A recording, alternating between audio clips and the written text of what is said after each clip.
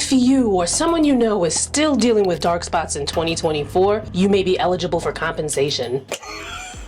Just kidding, but there are 3 big things that most people don't know about dark spots, and one of them might be the reason why you're still dealing with it in 2024. Well, for one, dark spots are going to respond much better to over-the-counter treatments when they're fresher. Because when it comes to dark spots, there's levels to this. And in this video, we're going to discuss these levels, what each level entails, and you're going to leave this video empowered with information that will help you to finally get off what feels like a never-ending cycle of hyperpigmentation. You can have a superficial dark spot. Those are typically up to 4 months old. These are the type of dark spots where you can just waltz into any Sephora, Ulta, drugstore, wherever, pick up a dark spot treatment along with things like exfoliants, a gentle cleanser, and of course sunscreen. And when you're gentle and patient and consistent, you can see results in about 8 to 12 weeks. And you can find products to use in this video right here, and I'll also link some in the description. And that is level 1.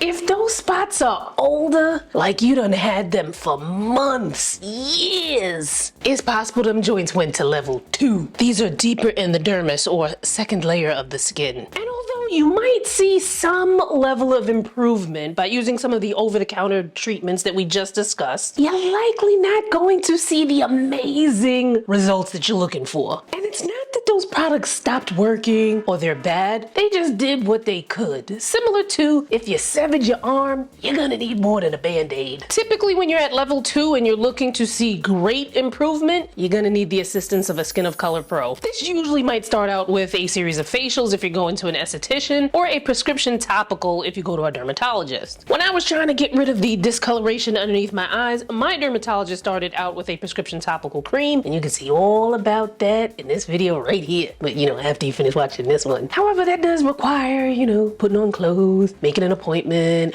going to the doctor. Maybe you might need to pay a copay in order for you to get that prescription. So another option is to chat with a licensed dermatology provider through an online platform, something like Agency. I worked with Agency before. We talked about it in this video, so if you want some more information, check them out, but I'll also leave a link in the description. Basically, you take an online skin quiz, you take pictures of your skin, you send that over to your licensed dermatology provider. They look things over. They'll give you a custom prescription based on your specific skincare needs. They follow up with you, yada, yada, yada. All of that information is going to be in the description. Some of you guys have already used it and are very pleased with the results you're seeing thus far. Whichever way you decide to get your prescription topical, it is still going to take time. You got to be consistent and you got to be patient. But you must carefully follow your provider's instructions, because not all prescriptions should be used long term, especially if you get something with hydroquinone. Hydroquinone is a gold standard ingredient that dermatologists love for fading discoloration. However, that's not something that should be used long term. It's really good at what it does, so good that you should not be using it long term. 2 months on, 2 months off. Heck, I got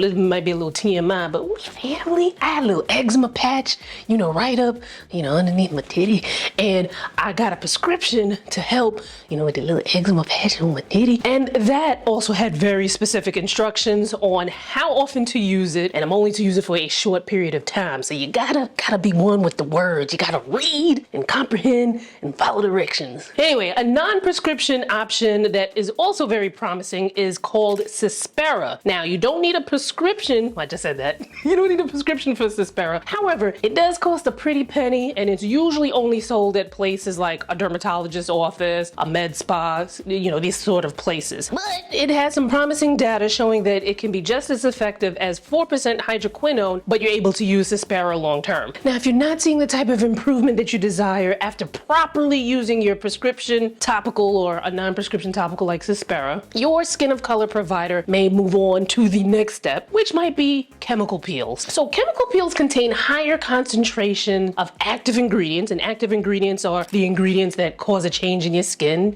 In this case, things that are going to help to improve your skin. So the chemical peels contain higher percentages of this that you can't get as a non-pro. Now, I know some of y'all dibble dabble in the weird spots of the internet where you can buy almost everything, but you don't want to get caught out there with a bootleg peel, and plus you don't even know what you're doing. Don't do it. Anyway, there are many types of peels. There's TCA peels, there's VI peels, there's Cosmelan peels, etc., etc., etc. Some peels peels can be done by estheticians. However, there are some peels that can only be done by a dermatologist. So the way chemical peels work, and y'all, what I'm about to say is gonna sound crazy. However, y'all gotta promise not to freak out. You promise? Okay. I mean, cause I'm gonna say this, you know, don't be scared, but just brace yourselves, okay? Many of us go through a lot worse every month of our lives. But chemical peels essentially work by burning the top or more layers of the skin to reveal fresh new skin. It's a controlled injury. Depending on the peel you get and what your skin needs, you may need to get a series of peels over time. And you're gonna need to follow your provider's instructions for at-home care. You know, folks like to call seeing a pro being the easy way out, but little do you know, about 80% of the work after you get that treatment, you gotta do that at home yourself, okay? I mean, unless you like flushing your coins down the toilet, then that's on you. Now, another option for older dark spots is laser. Now, unlike MLK's dream, not all lasers were created equally. There are some that should never be used anywhere near darker skin, and then there are some that are made specifically with darker skin in mind. P.S. I have videos on my own experiences getting chemical peels, RF microneedling, and PicoSure on a channel. I'll link it up here, and you know, check it out after you finish watching this video, okay? Now, big point. I always stress the importance of finding a skin of color pro, someone who specializes in skin of color. They don't necessarily have to be of color to know what to do with color. However, they gonna need them receipts that they know what they are doing with deeper skin tones. That's skin types 4, skin type 5, and skin type 6. Not everybody out there knows how to dance the delicate tango that there is with using such progressive treatments, lasers, peels, shoot, even some topicals. So research accordingly. And by research, I don't mean asking me if I know somebody that's in your area, because some of y'all be like, oh, I live in Nebraska, do you know any derms? I don't know everybody, y'all. Again, I want to stress the importance that it can still take time to see results when you do pro treatments. Sometimes it might take a series of treatments, and sometimes they might have to combine treatments together over time before you see results. And like I said, you still gotta do like 80% of the work at home. All right, now here is the second thing that you may not have known about hyperpigmentation, and it's that you